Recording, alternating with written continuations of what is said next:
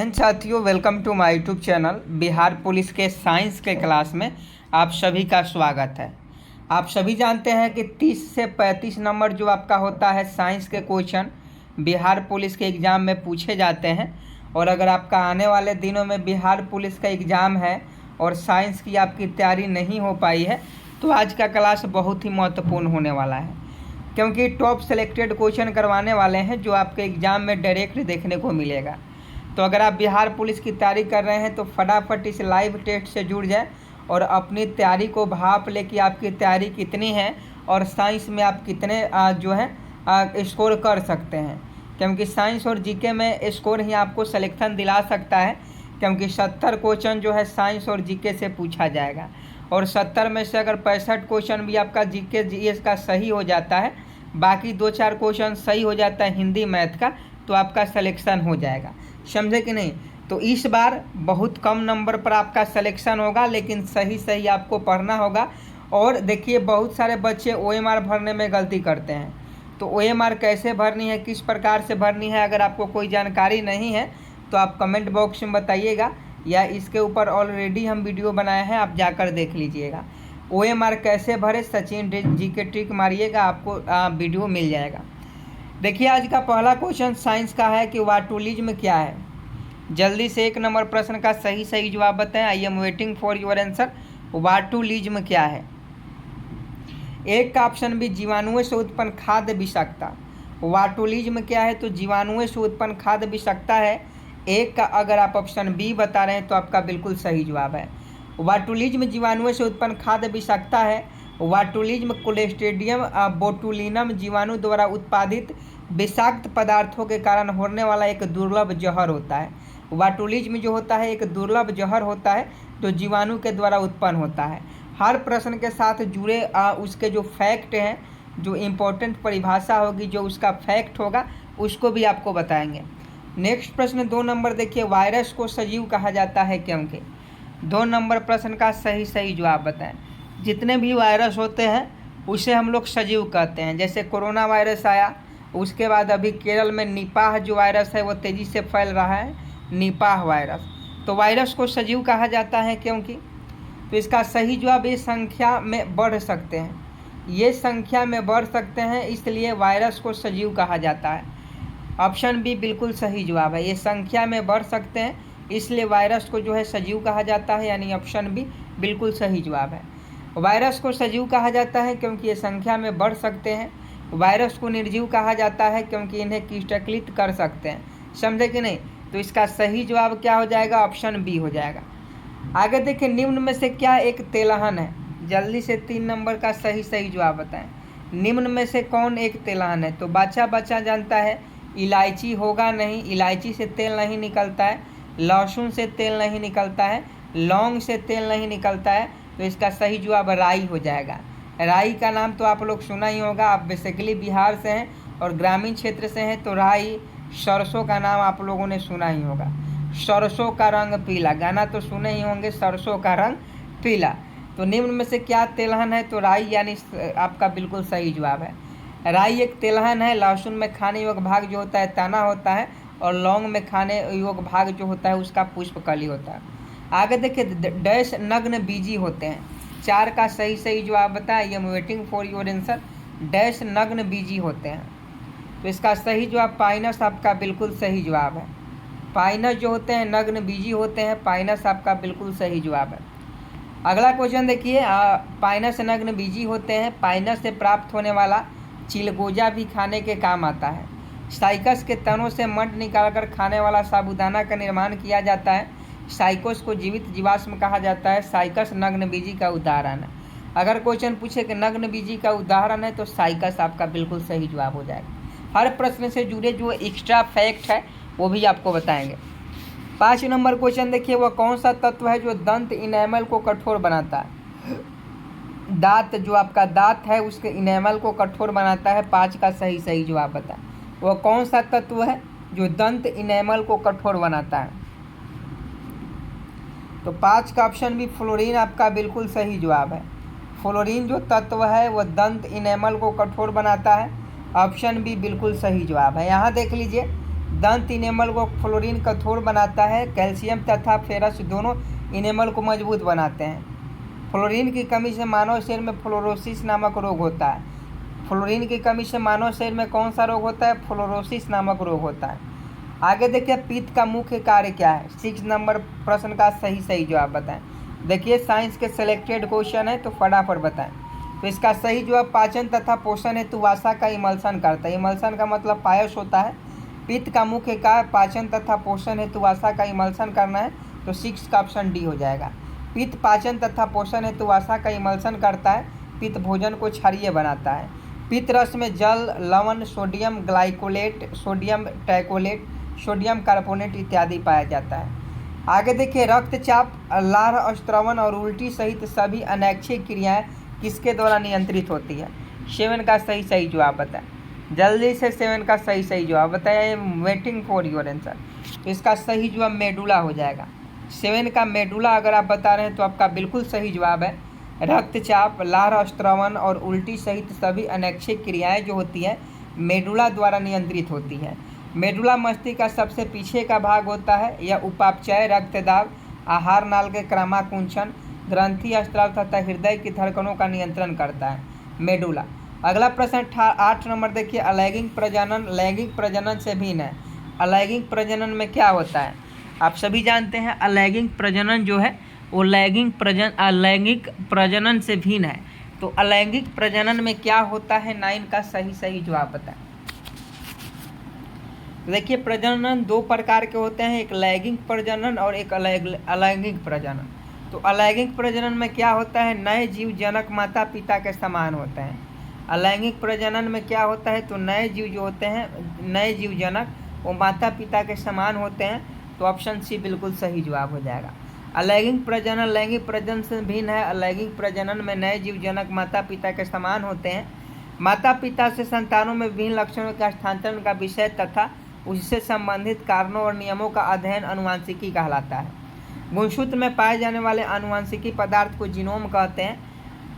आगे देखिए, निम्नलिखित प्राणियों में किसमें खुला परिसंचरण तंत्र पाया जाता है? 9 का क्वेश्चन बहुत इंपॉर्टेंट है, फटाफट सही जवाब बताएं। I am waiting for your answer. निम्नलिखित प्राणियों में से किसमें खुला परिसंचरण तंत्र पाया जाता है? आप सभी जानते हैं झींगा में पाया जाता है। झींगा में खुला परिसंचरण तंत्र पाया जाता है। झींगा एक मछली होता है। झींगा मछली का नाम आप सभी ने सुना होगा। तो ऑप्शन ए 9 का बिल्कुल सही जवाब है। झींगा में खुला परिसंचरण तंत्र पाया जाता है। आगे देखिए, 10 नंबर के मानव शरीर में किस अंग में शोध के कारण हेपेटाइटिस होता है? 10 का सही जवाब बताएं। मानव शरीर में किस अंग में शोध के कारण हेपेटाइटिस होता है? तो 10 का ऑप्शन सी यकृत बिल्कुल सही जवाब हो जाएगा। यकृत में शोध के कारण हेपेटाइटिस होता है। हेपेटाइटिस जॉन्डिस का एडवांटेज स्टेज होता है। हेपेटाइटिस जो होता है जॉन्डिस का एडवांटेज स्टेज होता है। तो इसका सही जवाब क्या हो जाएगा? यकृत में हेपेटाइटिस होता है, लीवर में तो ऑप्शन सी बिल्कुल सही जवाब हो जाएगा। अगला प्रश्न 11 नंबर देखिए, समस्थानिक शब्द का क्या अभिप्राय है? 11 नंबर क्वेश्चन बहुत इंपॉर्टेंट है और फटाफट आप सही जवाब बताएंगे कि समस्थानिक शब्द का क्या अभिप्राय है। तो 11 का अगर आप ऑप्शन है, समान परमाणु क्रमांक किंतु भिन्न द्रव्यमान संख्या वाले तत्व। देखिए, समान परमाणु क्रमांक किंतु भिन्न द्रव्यमान संख्या वाले तत्वों को समस्थानिक कहते हैं। तो समस्थानिक का परिभाषा आपका यही हुआ, समान परमाणु क्रमांक लेकिन द्रव्यमान संख्या अलग अलग हो। यहाँ देखिए, समान परमाणु क्रमांक किंतु भिन्न द्रव्यमान संख्या वाले तत्व समस्थानिक कहलाते हैं। सभी समस्थानिकों के रासायनिक गुण समान होते हैं। वे नाभिक जिनके द्रव्यमान संख्या समान हो परंतु परमाणु क्रमांक भिन्न भिन्न हो समभारी कहलाते हैं। समभारी के रासायनिक गुण भिन्न भिन्न होते हैं। अगला क्वेश्चन 12 नंबर देखिए कि एक जर्मेनियम क्रिस्टल जिसे हम लोग अर्धचालक बोलते हैं। एक जर्मेनियम क्रिस्टल आप सभी जानते हैं कि सिलिकॉन और जर्मेनियम जो होता है वो अर्धचालक होता है। तो एक जर्मेनियम क्रिस्टल में कौन सा बंधन होता है? 12 का सही जवाब बताएं। साइंस का टॉप सेलेक्टेड क्वेश्चन आपको करवा रहे हैं बिहार पुलिस एग्जाम स्पेशल। तो आप सभी का इस लाइव क्लास में स्वागत है। 12 का सही जवाब बताएं। एक जर्मेनियम क्रिस्टल में कौन सा बंधन होता है? आप सभी जानते हैं सहसंयोजी बंधन होता है। एक जर्मेनियम क्रिस्टल में सहसंयोजी बंधन होता है। ऑप्शन डी बिल्कुल सही जवाब है। अगला क्वेश्चन देखिए, देख लीजिए, एक जर्मेनियम क्रिस्टल में सहसंयोजी बंधन होता है।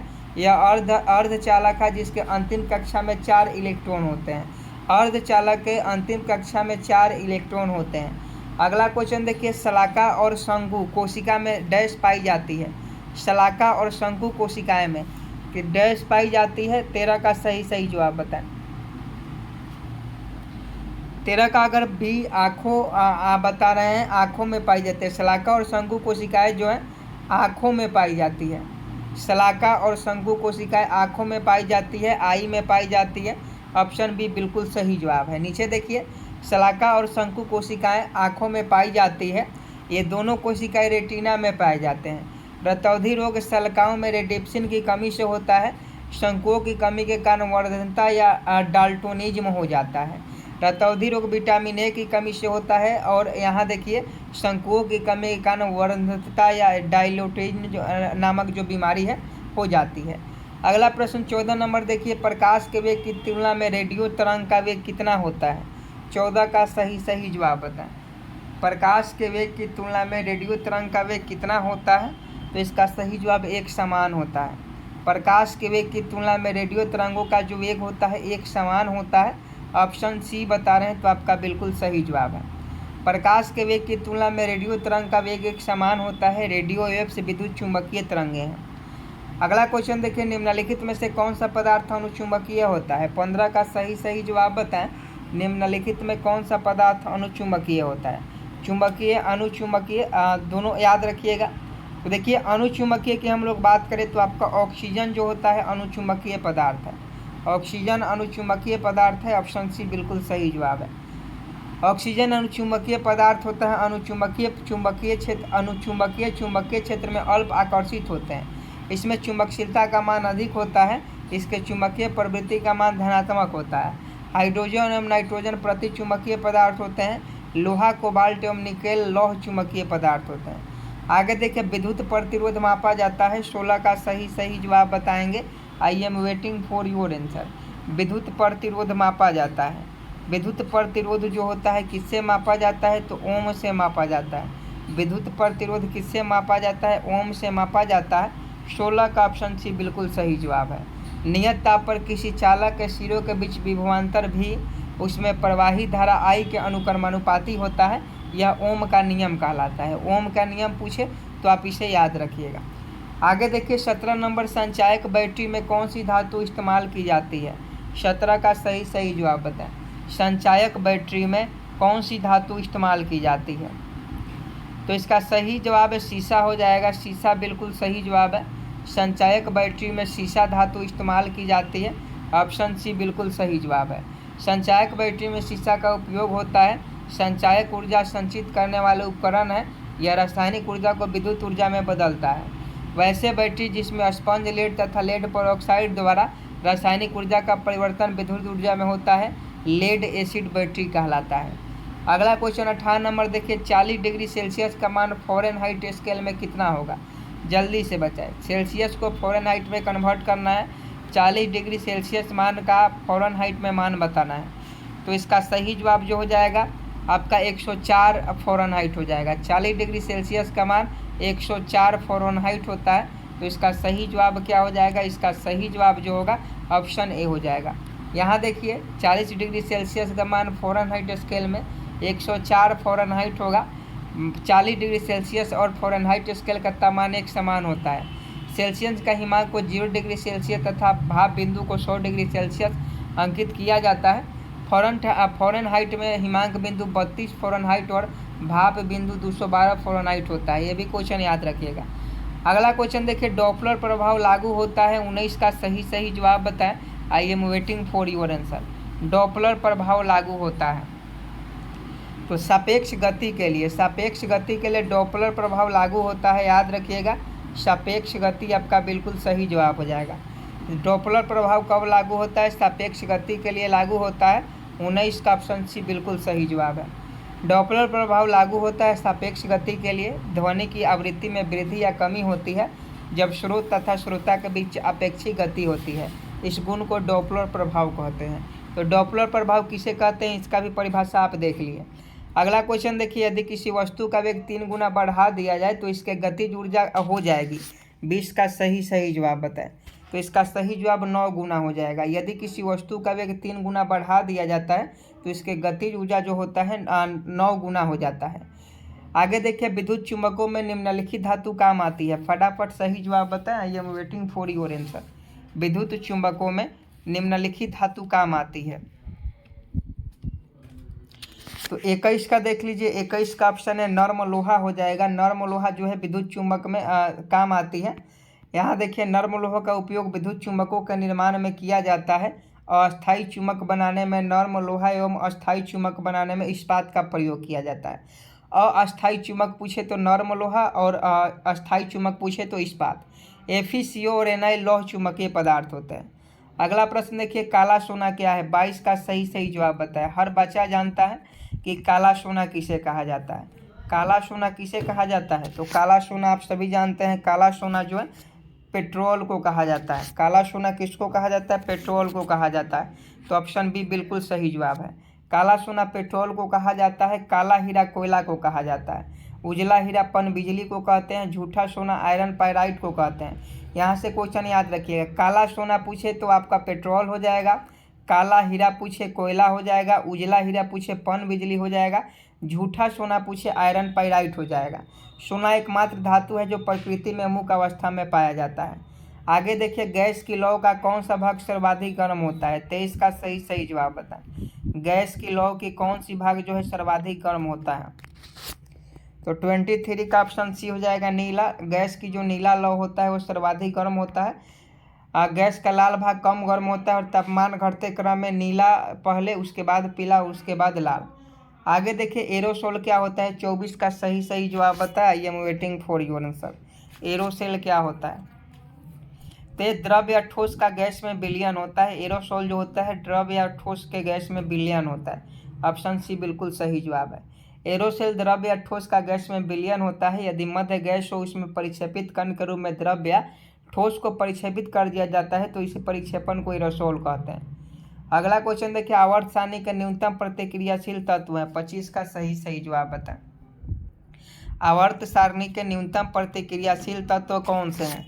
तो 25 का ऑप्शन सी हो जाएगा, उत्कृष्ट गैस आपका बिल्कुल सही जवाब है।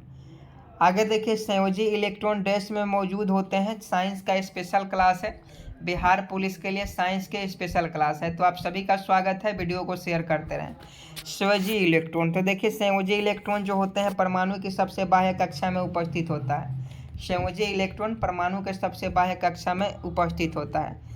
आगे देखिए, यहाँ देखिए, संयोजी इलेक्ट्रॉन परमाणु की सबसे बाह्य कक्षा में मौजूद होता है। आवर्त में संयोजी इलेक्ट्रॉनों की संख्या 1 2 3 4 5 6 7 8 होता है, जबकि वर्ग में नियत रहता है।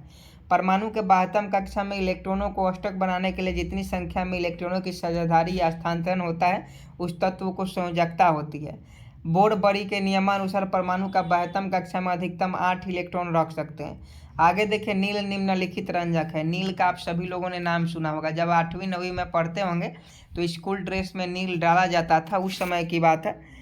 तो इसका सही जवाब वैट हो जाएगा। नील निम्नलिखित रंजक है तो वैट का रंजक है। यह सूती कपड़ों में पीलेपन से निजात पाने के लिए प्रयुक्त एक रंजक है।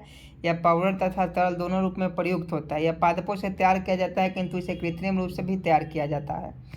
आगे देखिए, इथेनॉल का सूत्र बताना है। केमिस्ट्री का क्वेश्चन है। इथेनॉल का सूत्र बहुत इंपॉर्टेंट क्वेश्चन है। इथेनॉल का सूत्र, इथेन मीथेन प्रोपेन आप सभी ने पढ़ा होगा, तो इथेनॉल का सूत्र बताइए। Ethane methane propane, ethane methane propane. तो इथेनॉल पूछा जा रहा है तो CH3 CH2OH2 हो जाएगा, समझे कि नहीं? तो ये आपका ऑप्शन भी इथेनॉल का सूत्र है। इथेनॉल का सूत्र C2H5OH होता है। एसिटिलीन का सूत्र जो होता है C2H2 होता है। बेंजीन का सूत्र C6H6 होता है। देखिए बहुत इंपॉर्टेंट क्वेश्चन है, आप सभी जो है ये ध्यानपूर्वक देखिए, ध्यानपूर्वक देखिए। इसका सही जवाब, सॉरी यहाँ जो 28 का हमने गलत बता दिया, 28 का ऑप्शन डी होगा, C2H5OH। इथेन होता है, उसके बाद मीथेन होता है, और मीथेन का सूत्र CH4 होता है, और इथेन का C2H5OH होता है। ये कार्बोक्सिलिक समूह का ग्रुप है OH, तो इसका सही जवाब ऑप्शन डी हो जाएगा। यहाँ देखिए इथेनॉल का सूत्र C2H5OH होता है, एसिटिलीन का सूत्र C2H2 होता है, बेंजीन का सूत्र C6H6 होता है, डिकेन का सूत्र C10H22 होता है, प्रोपेन का सूत्र C3H6 होता है, हेप्टेन का सूत्र C7H16 होता है। आगे देखिए निम्नलिखित में कौन सा कार्बन का यौगिक नहीं है। 29 का सही जवाब बता। निम्नलिखित में से कौन सा कार्बन का यौगिक नहीं है, तो इसका सही जवाब हीरा हो जाएगा। हीरा जो कार्बन का यौगिक नहीं है, हीरा जो होता है कार्बन का अपरूप होता है, ग्रेफाइट और हीरा कार्बन का अपरूप होता है। हीरा ताप एवं विद्युत का कुचालक होता है। हीरा का जो अपवर्तनांक होता है 2.42 होता है। ग्रेफाइट का अपेक्षिक घनत्व तो 2.2 होता है। आगे देखिए इको मार्ग उन भारतीय उत्पादों को दिया जाता है जो, तो इसका सही जवाब बताएं। इको मार्ग किन भारतीय उत्पादों को दिया जाता है, तो देखिए इको मार्ग की हम लोग बात करें तो इको मार्ग जो है पर्यावरण के प्रति मैत्रीपूर्ण हो उसे भारतीय इको मार्ग दिया जाता है। जैसे सीएनजी पर्यावरण के प्रति महत्वपूर्ण है, इससे प्रदूषण नहीं फैलता है। अगला क्वेश्चन देखिए, भारत में गिद्धों की कमी का अत्यधिक प्रमुख कारण क्या है। आज देख रहे हैं कि गरुड़ कम हो गया, बाज कम हो गया, गिद्ध तो दिखाई ही नहीं देते हैं। गिद्ध को शायद देखे भी बहुत सारे लोग नहीं होंगे। तो भारत में गिद्धों की कमी का अत्यधिक प्रमुख कारण क्या है, तो देखिए 31 का सही जवाब ऑप्शन सी है, जानवरों को दर्द निवारक देना। जानवरों को दर्द निवारक गोलियां देना भारत में गिद्धों की कमी का अत्यधिक कारण है। डिक्लोफेनिक सोडियम एक साधारण दर्द निवारक दवा है जिसका उपयोग किसान द्वारा पशुओं के लिए दर्द निवारक के रूप में बुखार के इलाज में किया जाता है। दरअसल जब डिक्लोफेनिक सोडियम के उपयोग के दौरान पशु में मर जाता है और उस मरे हुए पशु का मांस गिद्ध एक बार भी खा लेता है तो 30 दिन के भीतर उसकी मृत्यु हो जाती है। इस दवा के कुप्रभाव का अंदाजा इससे लगाया जा सकता है कि पिछले 10 वर्षों के भीतर भारत, नेपाल और पाकिस्तान में बड़े बड़े पैमाने पर गिद्धे की मौत हो चुकी है। आगे देखिए, मानव की कौन सी क्रिया जलवायु से सर्वाधिक प्रभावित होती है। 32 का सही जवाब बताएं। I am waiting for your answer. Bihar police के लिए सिलेक्टेड क्वेश्चन है साइंस का, 30 अंक कन्फर्म कर लीजिए। कृषि आपका बिल्कुल सही जवाब है। कृषि जो है जलवायु से सर्वाधिक प्रभावित होती है। जलवायु परिवर्तन कृषि को प्रभावित करने की क्षमता रखता है। तापमान बढ़ने से मिट्टी की नमी और कार्य क्षमता प्रभावित होता है। मिट्टी में लवणता बढ़ जाती है। आगे देखिए, भारत के निम्न स्थानों में कौन सा स्थान मैंग्रोव वनस्पति के लिए प्रसिद्ध है, जल्दी से बताएं। भारत के निम्न स्थानों में से कौन सा स्थान मैंग्रोव वनस्पति के लिए प्रसिद्ध है, तो 33 का ऑप्शन सी सुंदरवन आपका बिल्कुल सही जवाब हो जाएगा। आगे देखिए, किस राज्य में प्रतिशत अधिकतम वन क्षेत्र है, ये भी क्वेश्चन बहुत इंपॉर्टेंट है भूगोल का। तो आपको बता दें इसका सही जवाब मिजोरम में हो जाएगा। मिजोरम में अधिकतम वन क्षेत्र है। और इसके बाद जो है अरुणाचल प्रदेश और मणिपुर का स्थान है। आगे देखें, निम्नलिखित में कौन सा एक जीवाश्म ईंधन नहीं है। जीवाश्म ईंधन आपको बताना है, निम्नलिखित में से कौन सा एक जीवाश्म ईंधन नहीं है। जीवाश्म ईंधन को बनने में हजारों लाखों वर्ष लग जाता है जीवाश्म ईंधन को बनने में। तो देखिए इसमें से यूरेनियम जो है यह जीवाश्म ईंधन नहीं है। यूरेनियम जीवाश्म ईंधन नहीं है। जीवाश्म ईंधन किसे कहते हैं, तो पौधे के वे उत्पाद जो कि हजारों वर्ष से पृथ्वी के नीचे दबे पड़े थे, या पौधे के वे जीवाश्म जिनका उपयोग हम ईंधन के रूप में करते हैं, जीवाश्म ईंधन कहलाते हैं। जीवाश्म ईंधन वर्तमान में ऊर्जा के प्रमुख स्रोत हैं। एक बार इनका उपयोग करने के पश्चात इन्हें दोबारा प्राप्त नहीं किया जा सकता है, जैसे कोयला, पेट्रोलियम, प्राकृतिक गैस आदि। यूरेनियम नाभिकीय ऊर्जा उत्पादन हेतु कच्चे माल के रूप में प्रयुक्त किया जाता है। तो आज के लिए साइंस के लिए इतना ही, और उम्मीद है कि आपको अच्छा लगा होगा। सभी क्वेश्चन टॉप सिलेक्टेड से, चाहे केमिस्ट्री से हो, फिजिक्स से हो, बायो से हो। और बिहार पुलिस में इस बार सिलेक्शन लेना है तो जीके जीएस यानी साइंस और जीके दोनों पर बहुत ज़्यादा फोकस करना होगा, क्योंकि 70 क्वेश्चन जो है आपके इसी से पूछे जाएंगे। तो पेपर लीक के चक्कर में ना रहे, पढ़ाई पर ध्यान दें और चैनल को सपोर्ट करें। चैनल को सब्सक्राइब कर बेल आइकन को प्रेस कर दें। मिलते हैं नेक्स्ट वीडियो में, तब तक के लिए जय हिंद, जय भारत।